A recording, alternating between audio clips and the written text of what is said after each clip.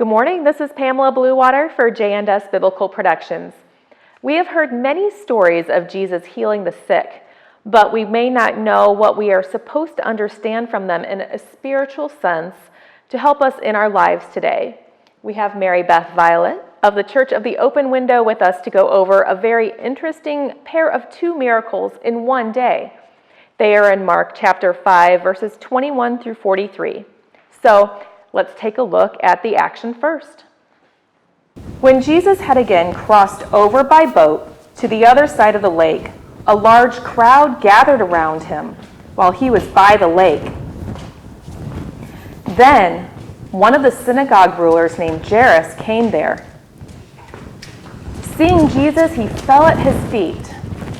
Jesus, oh, thank God I found you. Jesus, is there any way that you could follow me to my house? My daughter, she's dying. I need you to lay your hand on her so she will live and be healed. Please, please. So Jesus went with him, and a large crowd followed and pressed around him. A woman was there who had been subject to bleeding for 12 years. She had suffered a great deal under the care of many doctors, and she had spent all that she had. Yet instead of getting better, she grew worse. When she heard about Jesus, she came up behind him in the crowd and she touched his cloak. If I could just touch his clothes, I would be healed.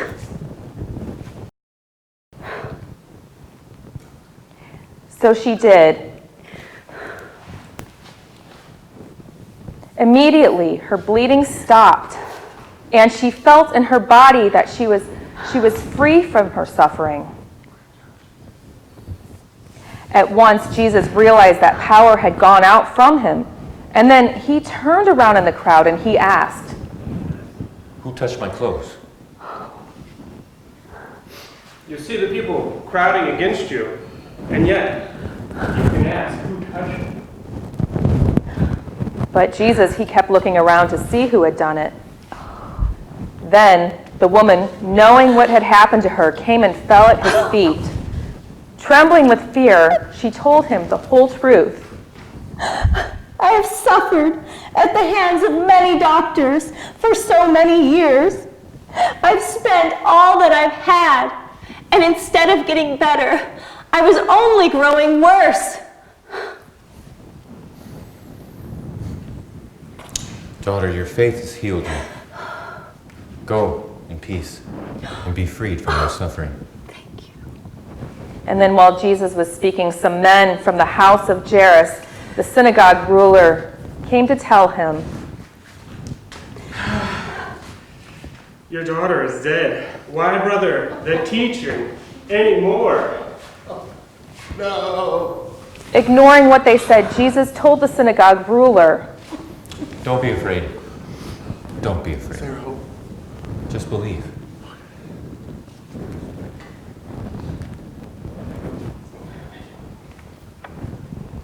he did not let anyone follow him except for Peter, James, and John, the brother of James. Terrible right, wife. When they came to the home of the synagogue ruler, Jesus saw a commotion, with people crying and wailing loudly. He went in and said to them,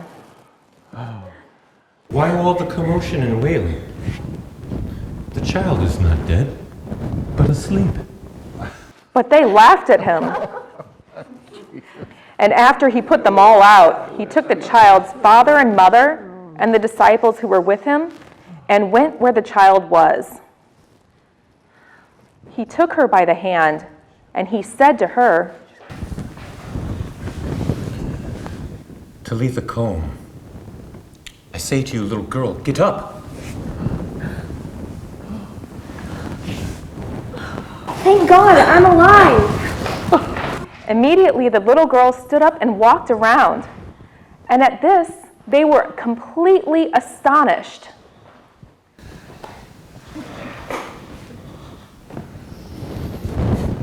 Do not let anyone know about this. No one. And give her something to eat. All right, Mary Beth, we see Jesus healing two unlikely, desperate people. What is the significance of putting these two together?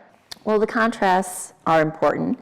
Jesus is dealing with people of vastly different backgrounds. We have the dying daughter of a synagogue ruler who's very influential.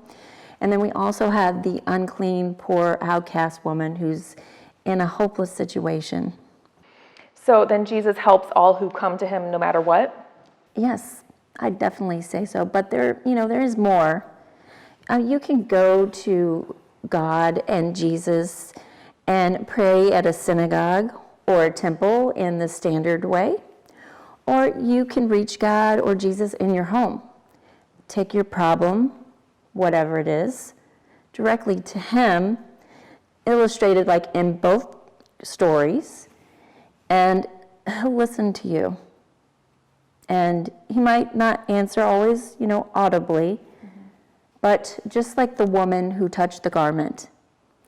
She said this without a word, and she thought she would be healed. And she was healed. And in the case of the woman, he said, "Daughter, your faith has healed you. Go in peace and be freed from your suffering." So give us some conclusions that we can live by. I'd say give God a chance and believe that he will hear you. Wait patiently and touch him like touching the garment example. And then do what he tells you. And he'll indicate a course of action. You may not hear his voice, but something like an intuitive communication. Okay. So what does this add up to? The message from both these miracles, bringing a girl back to life, healing a woman from the streets, both stories are about people at the end of their rope. The ones involved out of normal procedures to find healing and hope from God. He stopped for them, and he will stop for you too. It's okay to experience a miracle. Okay, I get it. You can reach God anywhere. Don't be afraid to seek healing from God or Jesus. This is Pamela Bluewater for J&S saying good morning. What are your thoughts on today's story? We'd like to know. So, leave a comment and subscribe to our channel, J&S Authentic Biblical Productions. Whether it's the Word of God through parables, true stories illustrating parables, or true stories in the life of Jesus Christ with commentary, you can see them all by subscribing to the most comprehensive collection of videos of biblical stories for you and your family. Have a blessed day.